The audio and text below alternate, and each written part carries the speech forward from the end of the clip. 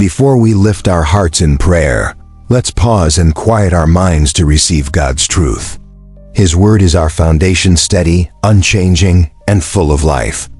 As we reflect on Scripture, may it prepare our hearts to speak with Him honestly and openly. When Jesus walked among His disciples, they watched Him pray with such intimacy and power that it stirred something deep within their hearts. They had grown up with religious prayers, formal words, and ceremonial rituals, but what they witnessed in Jesus was different. His prayers were conversations with His Father, filled with trust, reverence, and genuine relationship. One day, unable to contain their longing any longer, they approached Him with a simple request found in Luke chapter 11 verse 1. "Lord, teach us to pray." What a beautiful moment that must have been. Here were grown men, some who had been praying their entire lives, recognizing that they had witnessed something extraordinary in the way Jesus communicated with God. They didn't ask Him to teach them about prayer or to give them a theology lesson about prayer. They asked Him to teach them to pray, to show them how to enter into that same intimate communion they had observed in Him. And Jesus, in His perfect love and wisdom, gave them what we now call the Lord's Prayer, found in Matthew chapter 6, verses 9 through 13. This wasn't just a prayer to be recited, but a pattern to be lived, a framework that would revolutionize how they understood their relationship with their Heavenly Father. Jesus began with, "Our Father in heaven, hallowed be your name." Notice He didn't say, "My Father," but "our Father," immediately establishing that we belong to a family, that we are not alone in this journey of faith.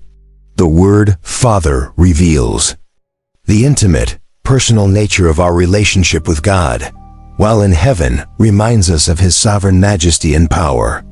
To hallow His name means to honor it, to reverence it, to treat it as sacred and set apart. This opening sets the entire tone for how we should approach God, with both intimacy and reverence, with both closeness and awe. Jesus continued with, "Your kingdom come, your will be done on earth, as it is in heaven." This is a prayer of surrender, a declaration that we want God's purposes to prevail in our lives and in our world. It's saying, "Lord, I don't want my kingdom built, I want yours established. I don't want my will accomplished, I want yours fulfilled." When we truly pray this prayer, we're inviting God to transform our hearts, our homes, our communities, and our nation according to His perfect plan. We're acknowledging that His ways are higher than our ways, His thoughts higher than our thoughts, and His will is always perfect even when we can't understand it. Then Jesus taught them to pray, "Give us today our daily bread." This simple request reveals God's desire to be involved in every aspect of our lives, even the most basic needs. It teaches us dependence, reminding us that every good gift comes from above. It also teaches us to trust God one day at a time, not to worry about tomorrow's provision, but to rest in His faithfulness today. Daily bread represents not just physical sustenance, but everything we need for life and godliness, His grace, His strength, His wisdom, His peace. Jesus knew we would need forgiveness, so He taught us to pray, "And forgive us our debts, as we also have forgiven our debtors." This is perhaps the most challenging part of the prayer, because it connects our receiving forgiveness with our giving. Forgiveness. It's not that we earn God's forgiveness by forgiving others, but that a heart that has truly received God's mercy will extend that mercy to others. Forgiveness is not optional for followers of Jesus, it's essential. When we hold onto unforgiveness, we're actually holding onto poison that destroys us from within. Jesus concluded with, "And lead us not into temptation, but deliver us from the evil one." This is a prayer of protection, recognizing that we live in a world where spiritual battles are real and our enemy seeks to destroy us.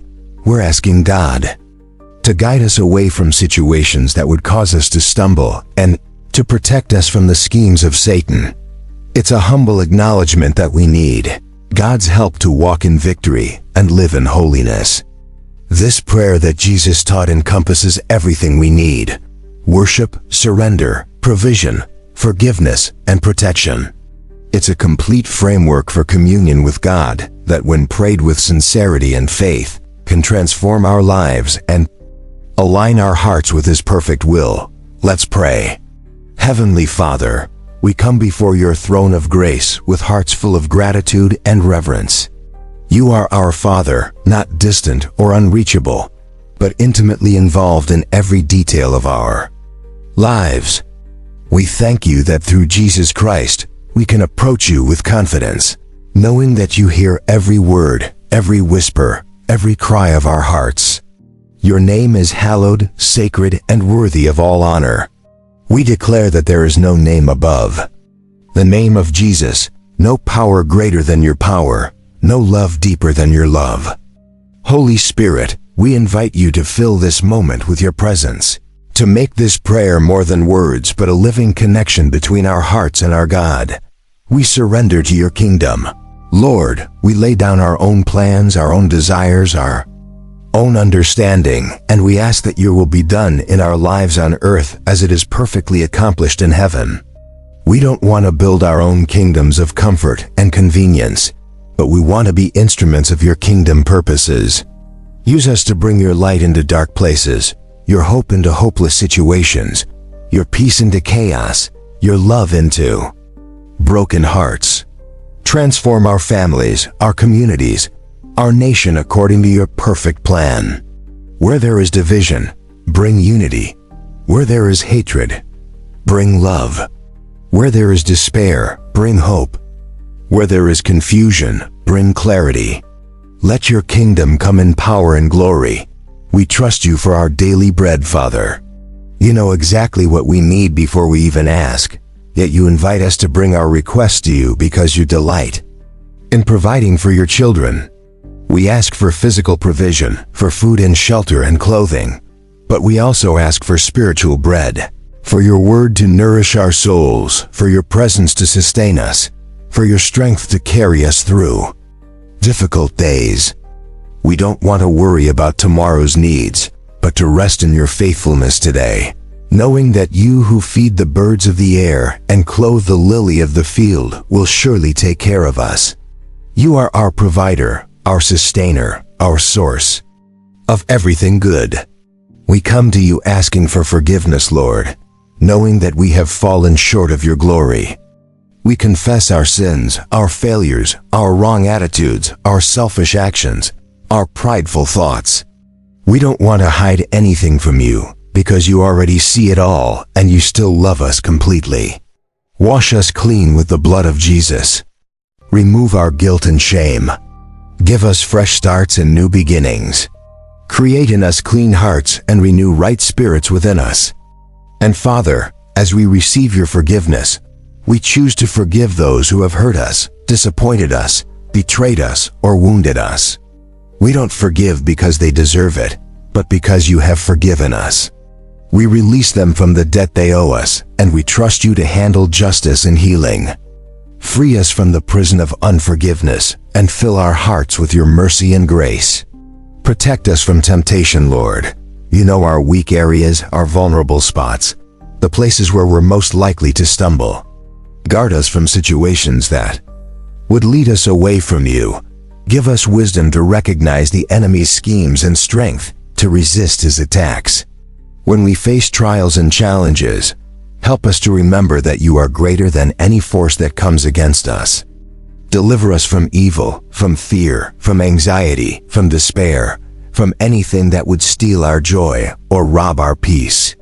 Surround us with your angels, cover us with your protection, and fill us with your courage. We declare that greater is he who is in us than he who is in the world. We thank you that this prayer is not just words, but a powerful connection to your heart. We trust that as we pray according to your will, you hear us and you answer us.